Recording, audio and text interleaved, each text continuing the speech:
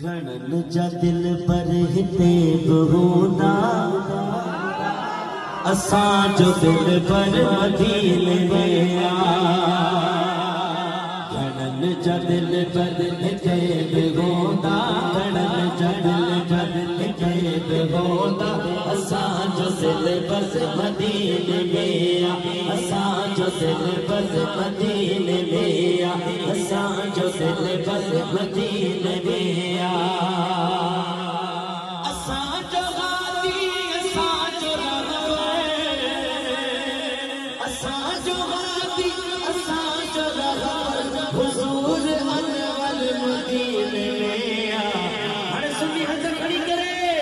घणन जा दिल पर जगते बेहोदा असां जो दिल पर मदीने में आ घणन जा दिल पर जगते बेहोदा असां जो दिल पर मदीने में आ घणन जा दिल पर जगते बेहोदा असां जो दिल पर मदीने में आ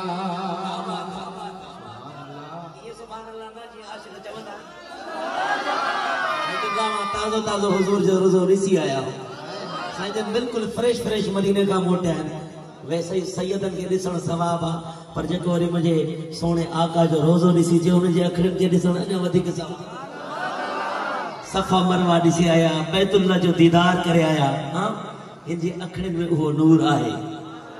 हाणे शेर बुझो जॾहिं मां हथ खणा अगर गाल समझ अची वञे हनीफ भाई का वठी करे उन दोस्तन का वठी करे आखिरी दोस्तन ते सुभान अल्लाह जी सदा जिए घणो ॾिसंदीए घणी सिका सिका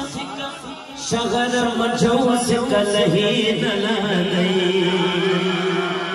जिए घणो ॾिसंदीए घणी सिका जिए घणो ॾिसंदीए घणी सिका शगर मझो सिकल ही न लही हुते अकुल कम कंदो न जो जहिड़ो असर को मदीने में आ घणन जा दिल पर हिते बहूंदा साईं जो दोबारा शेर हाणे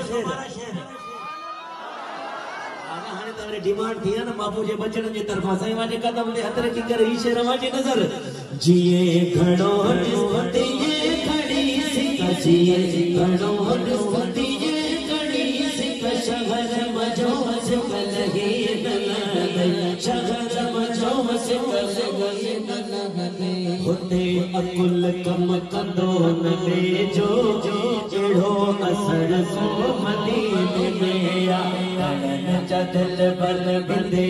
बहूंदा असां जो दिल पर मदीने में आ